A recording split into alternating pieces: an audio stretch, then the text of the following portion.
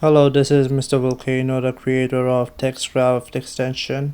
In this video, I will tell you guys how to use my extension properly. First, you guys need to install it. After installing it, you guys can see the extension on the end panel named TexCraft. In the bake object list, you guys add the object that you want to bake from, and then from the bake type tab, you guys enable the bake type that you guys want to bake, like the color input of that shader, or the tangent input of hair shader, or the emission input of emission shader, or the scale input of displacement shader, or the thin film thickness of principal BSDF, or the emission color of principal BSDF, or emission strength of principal BSDF. The emission input captures both emission color and emission strength, while emission color only captures emission color, same for emission strength. And the metallic input of principal BSDF captured the metallicness. In the packing tab, you guys can do channel packing. The setting tab is just for setting. The main tab is for starting. Let's say I want to bake the base color input of principal BSDF. So first I need to navigate my way to the bake type tab and find the base color input of principal BSDF. It's the first one. Then I need to enable it. After enabling it, I can choose the file format. I will use PNG and the device I want to use for baking. I can also choose the height and the width. Then I need to choose a folder to save my texture. Then I can click start. But as you guys can see, nothing happens. It's because the base color input is just a flat color, so there's nothing to bake. If I want to bake a flat color, I need to enable bake regardless. I can also apply the material by enabling apply material, which applies the material. I can also apply to a copied material and specify the name of the copied material, like this. And when I start, it creates a new material and applies it to that. I can also dynamically name the copied material as follows. I can use bracket mat bracket to specify the current mat name, and the bracket obj bracket to specify the object's name. So this part here is gonna get replaced by the current material name, or the material that has been copied by, and this one is gonna get replaced by the object's name. So when I start, boom, it's a dynamic name. In this way, you guys can dynamically inject names to the copied material, which is great. You guys can also enable this for fake user, that's for sampling, and this is for anti-alias. A value of greater than 1 does the upscaling, and value greater than less than 0 does downscaling. And over here you guys can specify the UV that you guys want to use. Let's say I have a second UV, and let me UV unwrap it using smart UV. After unwrapping it, and I can then specify that UV, and when I click start this time, I will disable copy material. This time it uses the second UV that I specified in the extension. Great. Let's say let me think. Let's say I have a UV, but this UV has some issues. Let's say the UV are overlapping like this, and I want the extension to dynamically figure it out and UV unwrap it. I can enable check UV overlap, which is going to give me more options for the smart UV, and now when I click start, it will dynamically figure out that there's overlapping UV and UV unwrap it. Pretty cool. And same for not just overlapping UV, but also for UVs that are out of UV space. Let me show you guys. Let's say this UV is out of its UV space like this. Alright. Now when I go to the settings and enable this option, check UV over bound, it's gonna dynamically check if the UV is out of its UV space. Alright. Now when I click start, it's gonna add a new UV. We're using the Smart UV project. Boom. This is the old UV, and the other one is the second one.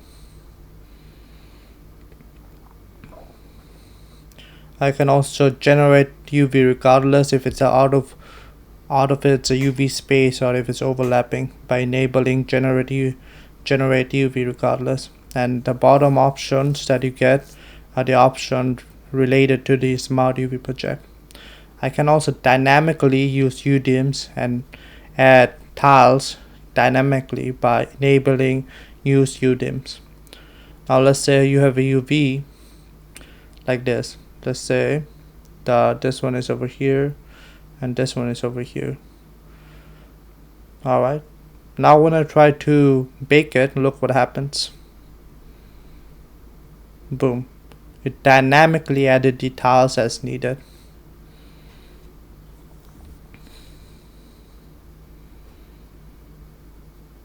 Now let me clean up the materials so it's better. Let's say I have another object and I want to do selected to active. I can do that pretty easily by enabling active to selected and then just choosing the object. Let me Smart UV project. I can do that using the extension, but let's just do it manually. And I can also use cage, but I won't this time because I don't need to. Now when I click start, it copied the material of the other one, which is great. Now I can also bake multiple objects at once by just adding them and enabling bake multiple. But there's an issue. If you go to the UV, we can see the UV is messed up. There's overlapping UV, there's UV out of the UV space. I don't want to unwrap it manually. I'll just let the extension do it for me. Now when I click start, boom. It automatically UV unwrapped it and added it. But you guys can see there's a little bit of green on the blue cube. That's because of the texture margin and not because of the extension. You guys might need a smaller texture margin or a bigger one depending on the object. But that's pretty easy to fix. Now let's say, let me think, what else there's to show? Oh yeah, you guys can also dynamically name your texture or save a preset of it so you guys don't have to manually set the bake type each time. You guys can use the same procedure for dynamically injecting copied material for the texture name using bracket obj for specifying the object name, bracket mat bracket to specify the material's name. Now when I click start, see it's completely black because if we go to the setting tab, the setting has bake multiple enabled, but I don't want that. I have to turn it off because it says, because the extension thing I want to bake multiple, but there's only one object, so it doesn't bake at all. When I turn it off, it works. As you guys can see, the name of the texture has been injected dynamically using the material's name and the object name. Isn't it kind of tiresome that you guys have to manually enable settings, like turn it on, off? You guys can actually save a preset of the settings so you guys don't have to do it over and over again, just by specifying the name and just clicking save current setting. As you guys can see, whenever I revert back to the old setting, it just enables all the setting that was saved. The same can be done with the bake types. I can save a preset of it by just specifying the name and saving it. Now let's go back to how to invert bake types. To invert it is pretty simple. I just have to select which channel I want to invert, and when I click start, boom, done. It inverted the channel. But there's an issue. You guys can see that the baked map is kind of purplish Well, that's not because of the extension, but because of the how Blender works. It's because of the color space. For some reason, when you're inverting channel, Blender wants it to be non-color. I don't know why, but if you set it to non-color and then bake it, then it will be perfect.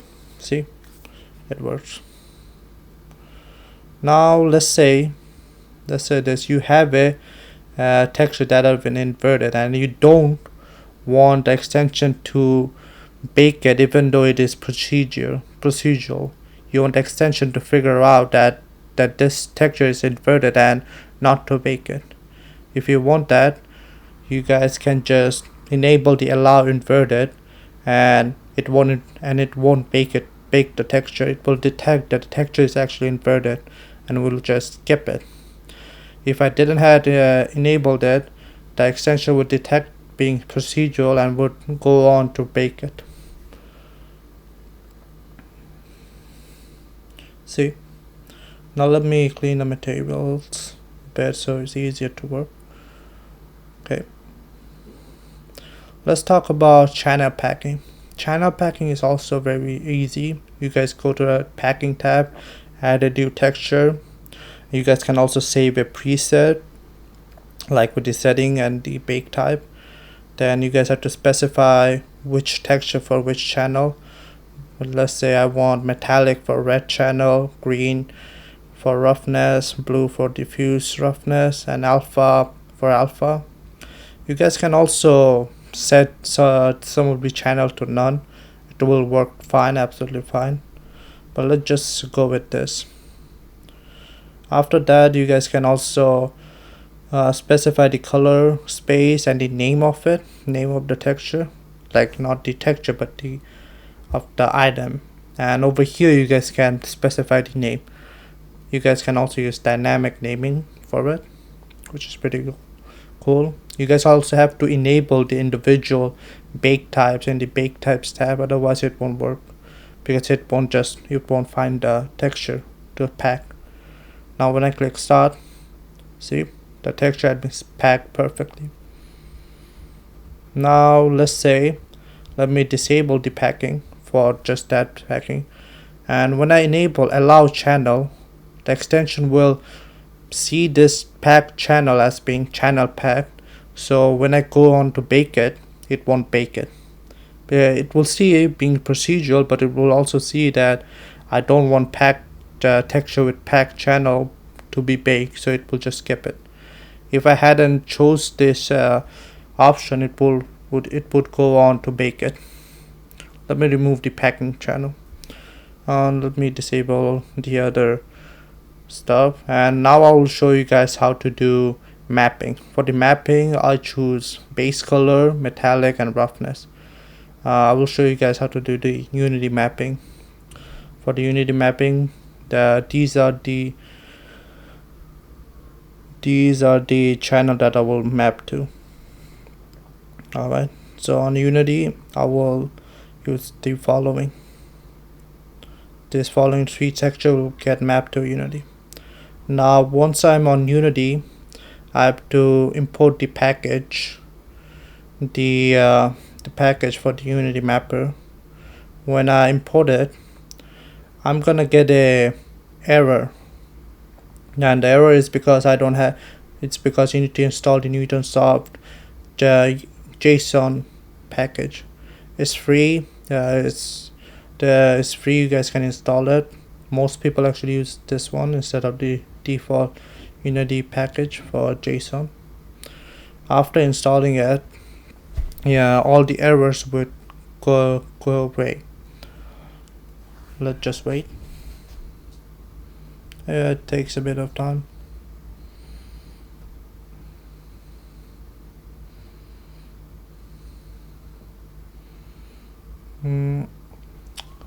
Alright, done.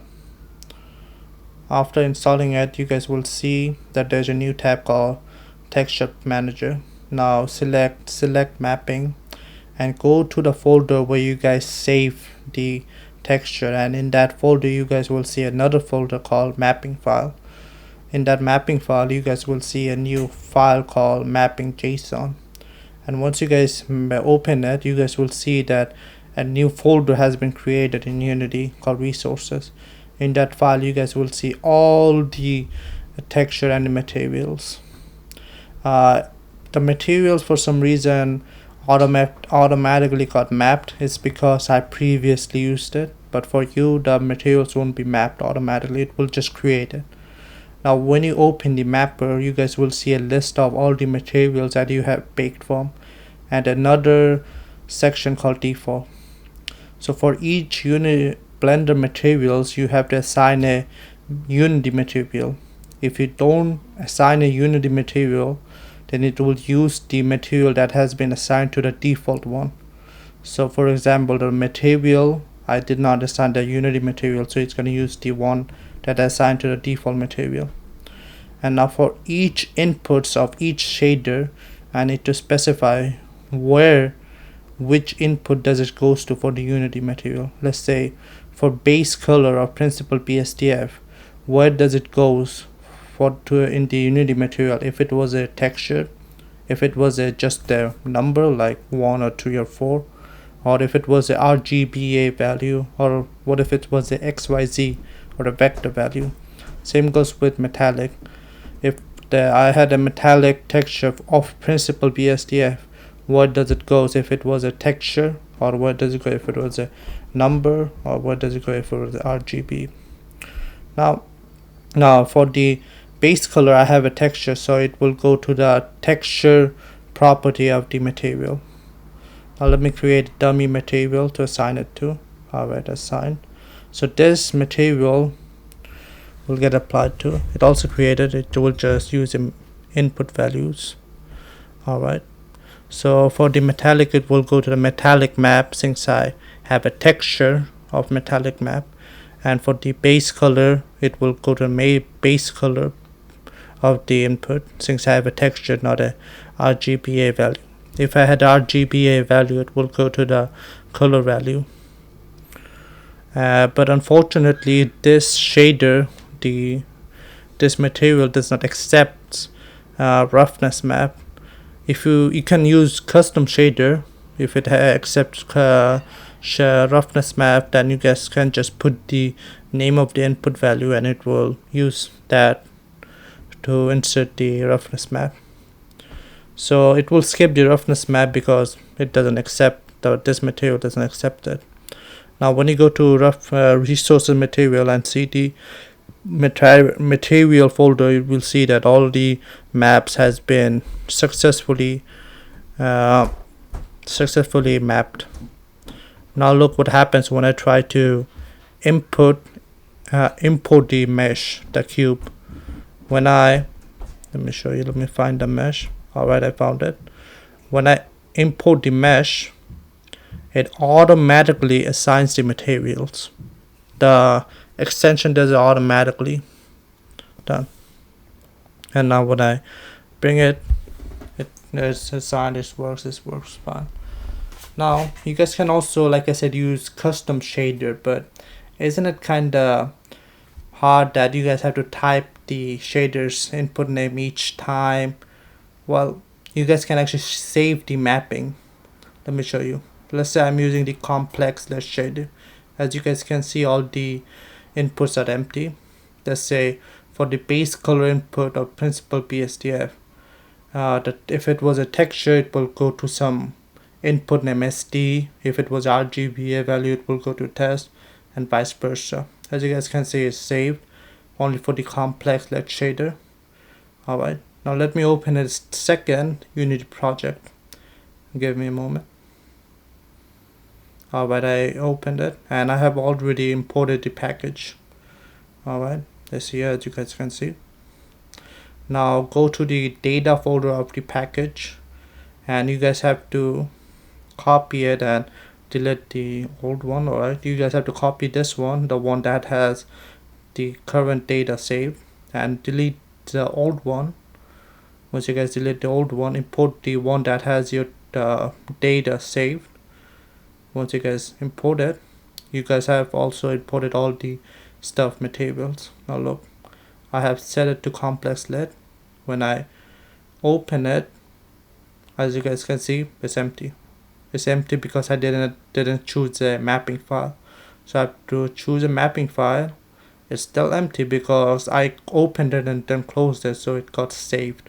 So I have to redo it.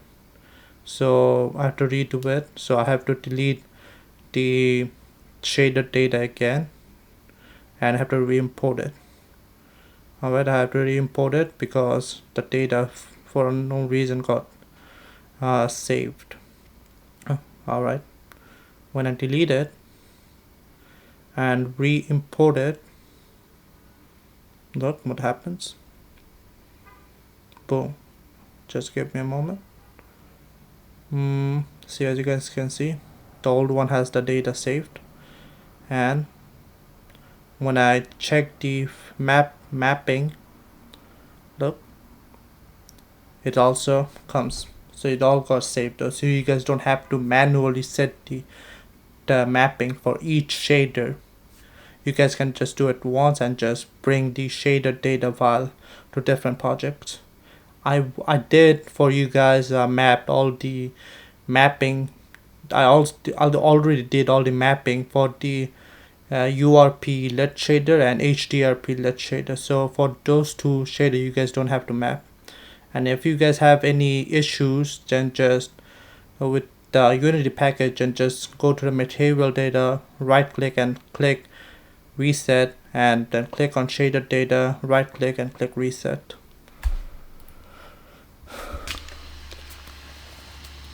I also forgot to told you guys how to bake multiple slots, so let me show you guys how to do that. Let's do it for base color. Let's say I have two slots, two different colors. Let me assign those slots to the faces. Alright, done. Alright, let me show you. Let me use PNG format, and let me turn that off. And when I click start, nothing happens because it's still flat color for each separate slots, so it's not considered procedural. So I have to enable bake regardless. Now when I click start, look what happens. Oh, I think it has some other bake types enabled by accident. I'll check it, but just give it a time. Let me just wait. Oops. Oh, never mind. Alright, I think I have some other stuff enabled. I actually need to disable it. Let me delete this. Let me see. Yeah, I do have those enabled. Alright, done. Let me delete it. Also delete it from there. Okay, done. As you guys can see, it used two different texture for two slots. So it's used separate texture for each slots. But I don't want that. I wanted to use one single texture. If I wanted to use one single texture, then it's pretty simple. I just have to enable the bake multiple slots. When I enable that, it will combine, it will use one single texture for two slots. Alright, I can also turn out the bake regardless, because even though it's flat color, it's two different colors and it's considered procedural. Now as you guys can see, it bakes both the slots into one texture. Pretty cool, but there's an issue. The issue is that it still uses two slots, but I don't want that. I wanted to collapse that. So I just have to enable collapse slot. But the issue is, when I do that, there's two different values for IOR. One is 1.45, another one is 1.5. So when it collapses those slots, which one should it keep? Should it keep the one with 1.45 or 1.5? Actually, it's gonna bake it, because it's still considered procedural because it's two different values. So now I want to talk about the folders where the bake texture gets saved. Like with the names of the texture files and the copied material, you guys can also dynamically create folders for each bake texture. You guys can use open bracket, mat, close bracket to specify the material's name, or can use bracket, obj bracket to create a folder of the mesh's name. So in this case it will get replaced with the cube's name. And you guys can also use bracket, bake type bracket, to get it replaced with a bake type. So if it's base color, it will get replaced with base color. Or you guys can just use a flat out text. So in this case it will be test.